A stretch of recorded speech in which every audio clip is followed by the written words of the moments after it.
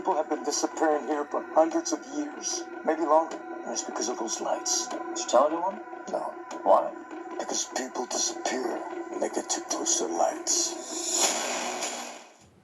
Hello everybody, welcome back to Screenstars. I'm here today to bring you my review for the 2022 science fiction with a little bit of horror thrown in film, The Ghost Lights, a film that is written and directed by Timothy Stevens, who also appears in the film as the Man in Black, and it stars Katvina Phillips and Billy Blair. Now the film focuses on Katvina Phillips' character Alex, who is a journalist who is returning home to attend her father's funeral.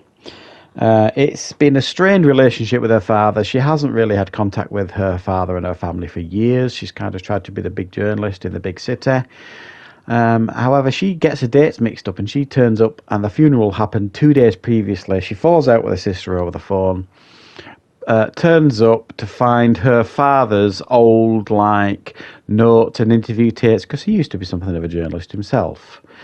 And whilst rifling through his things, she discovers these tapes of these interviews that happened in 1978 between her father and another character called Mario, where he is discussing something called the Ghost Lights. So she decides to kind of finish the story that her father started all those years back to honour his memory, if you like. However, she gets herself embroiled in something really quite scary, and she's chased essentially by the Men in Black to discover what these ghost lights actually are. Right, what are my thoughts on this film, The Ghost Lights? Well, the first thing I want to say is I thought the premise here was certainly interesting.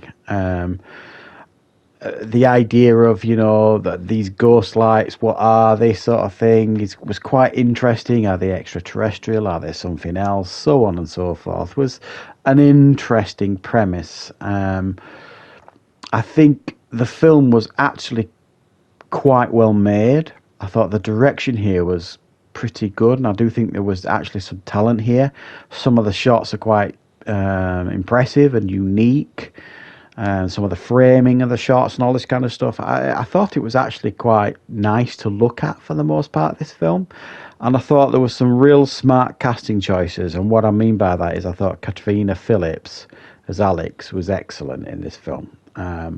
She felt like a really believable character.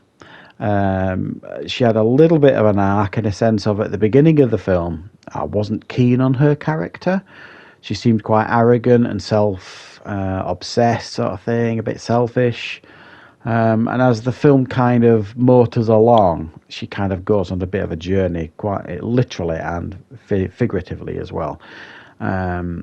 And you do kind of build a little bit of a relationship and connection with this character. So she was quite well written. I will applaud that.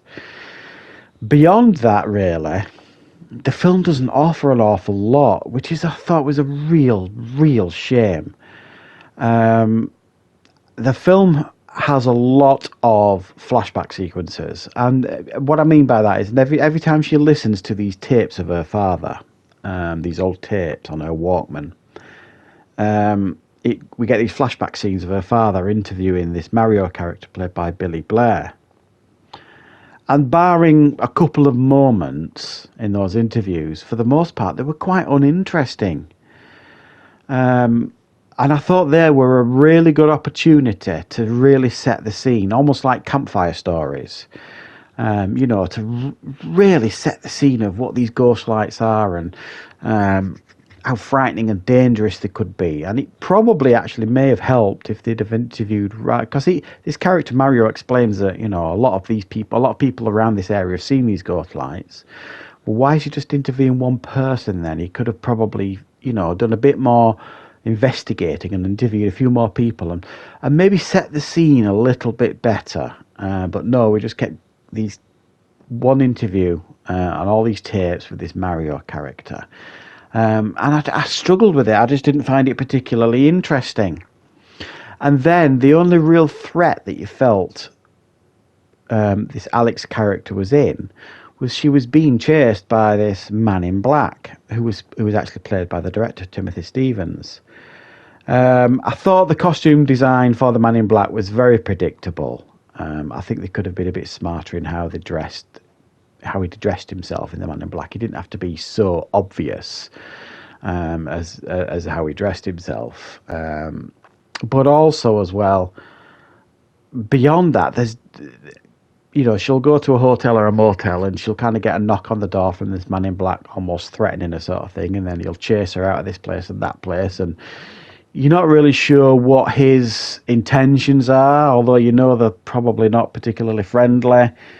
And it felt that plot device felt forced to me. I'm not sure the film actually needed it.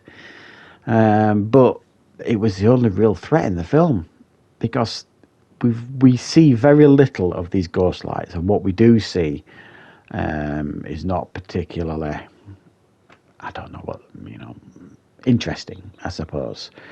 So what we get here is a film, I think, with an awful lot of potential. That I think is well made for the most part and structured quite well, paced decently enough for what it is. I think the pacing is a problem if you're going into this film thinking you're going to get a bit of a sci-fi extravaganza, because you're just not going to get that. It's more of a drama, really, this.